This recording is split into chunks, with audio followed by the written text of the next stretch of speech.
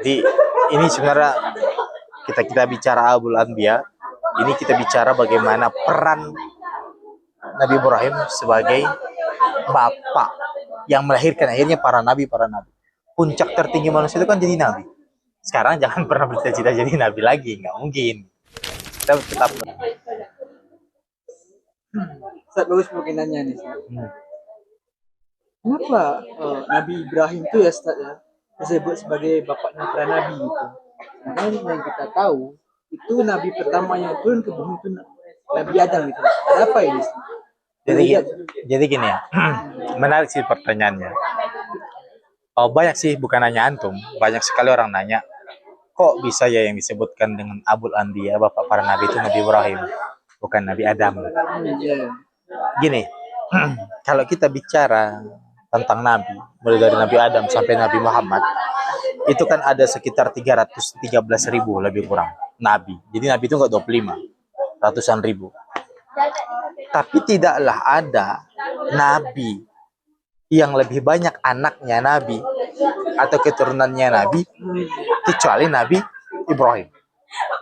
Itu menariknya. Itu di antara alasan kenapa Nabi Ibrahim itu disebutkan bapak para nabi. Tapi menarik di sini, San. Jadi ternyata gelar bapaknya para nabi itu digelarkan kepada Nabi Ibrahim itu bukan karena hanya sebatas pujian atau pilihan sementara, tapi di selain pembentukan keluarga itu loh.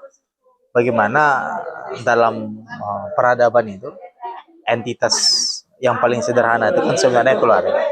Maka ketika kita ingin dipuji Allah dalam arti ini sebagai orang yang berkontribusi untuk peradaban, maka yang salah satu yang harus kita perbaiki adalah keluarga.